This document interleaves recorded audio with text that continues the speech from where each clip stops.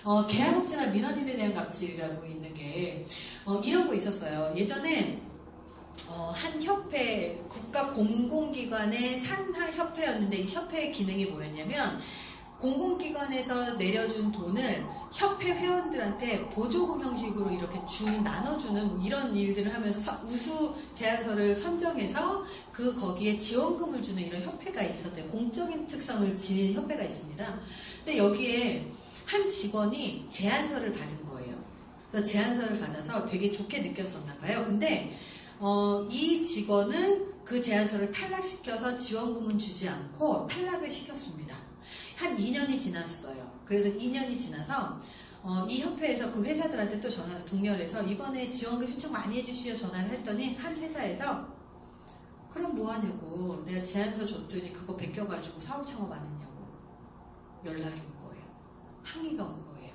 알고 왔더니 그 제안서를 받아서 담당자가 거기가 협회다 보니까 공기업도 아니고 그냥 대기업의 그런 느낌이다 보니까 쉽게 그만두는 구조였던 겁니다. 이 제안서를 보고 이 아이템이 너무 좋아서 회사를 그만두고 그걸 본인이 창업을 해버린 거예요. 나 같아도 피가 거꾸로 솟을 것 같아요. 정말 피가 거꾸로 솟을 것 같아요. 그래서 그런 일들이 반드시 밝혀집니다. 근데 회사 차원에서 어떻게 못해요. 왜? 퇴직했으니까. 그래서 그런 일들도 있습니다. 계약 내용 발생하면서 아까 얘기했었던 이거 한 개는 더 해주시면 안 돼요. 이런 거 있고요. 그리고 뭐 반말하는 것들 요즘엔 사실 없어요. 저는 요즘에 공무원분들 얼마 전에도 뭐 재단 승인 관련된 서류를 이렇게 주면서 일처리 하시는 거 보면 참 고맙다 이 생각 저는 솔직히 많이 들거든요. 근데 가끔 해주기 싫은 거에 느낌을 풍기시는 분들이 있거든요. 알까요 모를까요 민원인이 알아요. 정말 도와주고 싶어서 막 해주시는 분하고 그리고 정말 하기 싫은데 억지로 해서 안 할 꼬투리를 잡으려고 생각하시는 분하고 다 티나요. 그럼 안 할 꼬투리를 잡으려고 말을 하시는 분은 어떻게 돼요? 꼭 민원 들어가잖아요. 그래서 민원이 들어오는 되게 여러 가지 형태들 중에 내 태도도 사실 들어가 있는데 그 태도 중에서 친절함이 아니에요. 사실 우리가 뭐 CS, CSR도 강조해가지고 뭐 되게 잘해줘야지 뭐 친절하게 해야지로 막 비교를 시키는데 그게 아니라 내가 이 사람을 얼마나 돕고 싶은 마음이 있는가가 핵심이거든요. 이 사람을 돕고 싶은데 서류가 부족해서 어쩔 수가 없어요. 그러면 말 한마디라도 저도 돕고 싶은데 요거는 서류가 안 되면 저도 해드리고 싶어도 못해요 라고 얘기를 하는 것하고 이 서류가 없어서 안 돼요 라고 얘기하는 것하고 그조차도 얘기 안 하고 빠꾸시키는 건 다른 거죠. 그래서 이 말 한마디 안에서 계속 빠꾸를 시킨 거예요. 인허가 안 내줘요.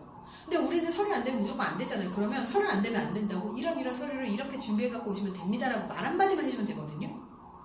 나는 그 기준은 아니지만 공식적으로 제가 어떤 것들을 좀 많이 느끼냐면 예전에 무슨 서류를 이렇게 국가기관에 뭔가를 서류를 주다가 이 서류의 리스트 중에서 회사의 요건이라는 게 좀 있어요. 그러니까 우리 같이 사업을 하거나 개인 사업자들은 내 이름으로 사업을 해도 되고 와이프 이름으로 사업을 하기도 하고 이러거든요.